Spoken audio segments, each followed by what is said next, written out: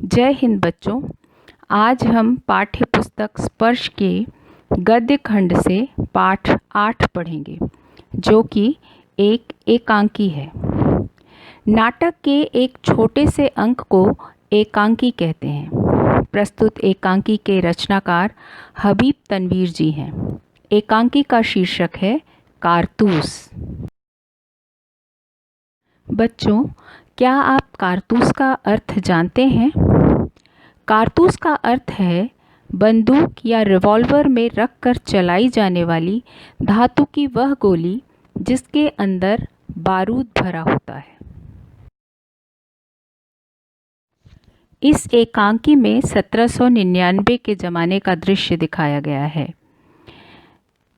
जिसमें गोरखपुर के जंगलों में तंबू लगाए गए हैं। तंबू के अंदर का दृश्य दिखाया गया है। रात का समय है। एकांकी में 4 पात्र हैं, जिसमें से 3 पात्र ही प्रमुख हैं: कर्नल कॉलिंज, लेफ्टिनेंट और सवार। बहुत कम लोग जानते होंगे कि 1857 के विद्रोह से 58 साल पहले सन 1799 में भी कुछ बहादुरों ने अंग्रेज़ी हुकूमत के खिलाफ आवाज़ उठाई थी। हम उनके बारे में बहुत कम जानते हैं।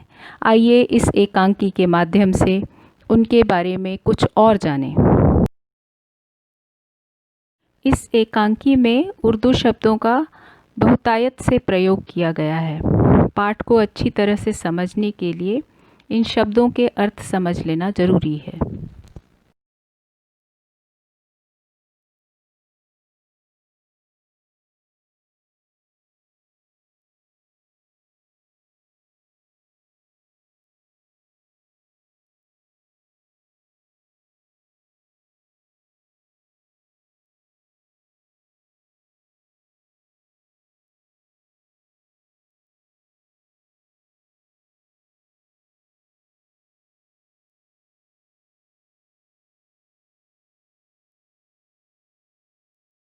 एकांकी कारतूस की शुरुआत में अंग्रेज़ी सेना के 2 अफसरों कर्नल कॉलिंज और लेफ्टिनेंट को वज़ीर अली की गिरफ्तारी के इंतज़ाम के बारे में बातें करते हुए दिखाया गया है।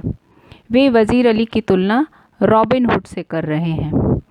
हबीब तनवीर द्वारा लिखी गई इस एकांकी की कहानी पात्रों के संवादों के द्वारा कही गई है, जो इस प्रकार है। अवध की रियासत पर आसिफ उद दौला का शासन था।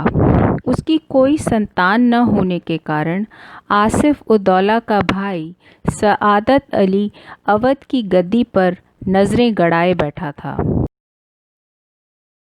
परंतु आसिफ उद दौला के यहाँ वज़ीर अली की पैदाइश से सआदत अली के सारे अरमान मिट्टी में मिल गए, क्योंकि अवध के तख्त का असली हकदार और उत्तराधिकारी वज़ीर अली था।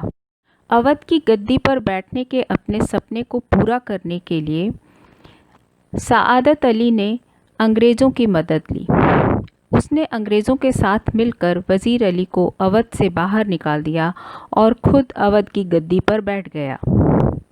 अंग्रेज़ों से इस मदद के बदले उसने उन्हें 10 लाख रुपए और अवध की आधी जायदाद भी दे दी और ख़ुद ऐशो आराम से ज़िंदगी बिताने लगा।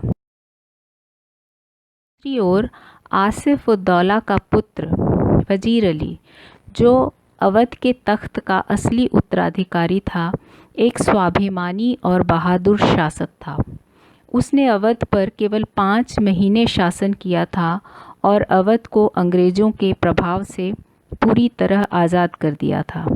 इसलिए अंग्रेज़ उसे पसंद नहीं करते थे। वज़ीर अली के चाचा सआदत अली ने अंग्रेज़ों के साथ मिलकर उसे अवध से निकाल दिया था। उसे बनारस भेज दिया गया था, जहां उसे 3 लाख रुपए सालाना वजीफ़ा दिया जाता था।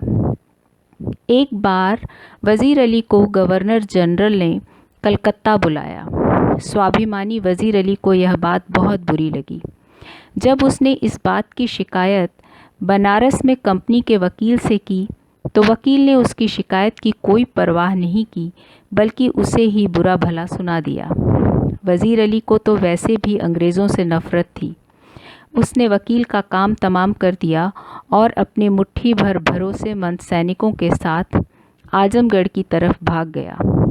आजमगढ़ के शासक ने उसकी मदद की और उसे घाघरा तक पहुंचा दिया। तब से वज़ीर अली अपने भरोसेमंद सैनिकों के साथ गोरखपुर के इन्हीं जंगलों में भटक रहे हैं। एकांकी के शुरुआती हिस्से में इन्हीं लोगों को पकड़ने के अंग्रेज़ी सेना के इंतज़ाम के बारे में चर्चा की गई है। एकांकी में यह भी बताया गया है कि कंपनी के खिलाफ सारे हिंदुस्तान में एक लहर दौड़ गई है। हिंदुस्तान से अंग्रेज़ी हुकूमत को उखाड़ने के लिए टीपू सुल्तान, शमसुद्दौला और वज़ीर अली ने अफ़गानिस्तान के बादशाह शाह-ए-जमां को आमंत्रण भेजा है। वज़ीर अली की योजना यह है कि किसी प्रकार वह नेपाल पहुंच जाए और अफ़गानी हमले का इंतज़ार करे।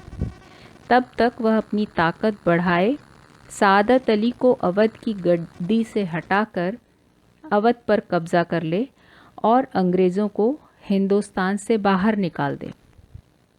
अंग्रेज़ी हुकूमत को डर है कि यदि इस विद्रोह को जल्दी ही दबाया नहीं गया तो लॉर्ड क्लाइव के हाथों मिली प्लासी और बक्सर की जीत मिट्टी में मिल जाएगी और हिंदुस्तान की ज़मीन से अंग्रेज़ी हुकूमत के पांव उखड़ जाएंगे।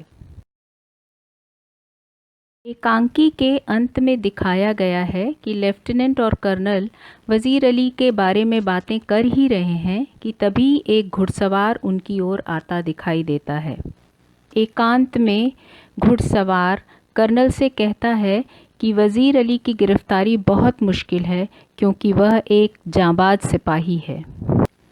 फिर वज़ीर अली को गिरफ्तार करने के लिए वह कर्नल से कुछ कारतूस भी मांगता है।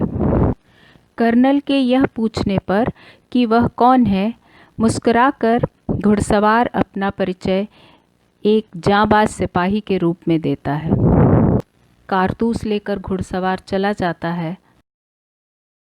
कर्नल समझ जाता है कि वह जांबाज सिपाही ही वज़ीर अली था, जो इतने कड़े इंतज़ाम के बावजूद उसके खेमे में आया, उससे कारतूस लिए और उसकी जान बख्शकर चला गया।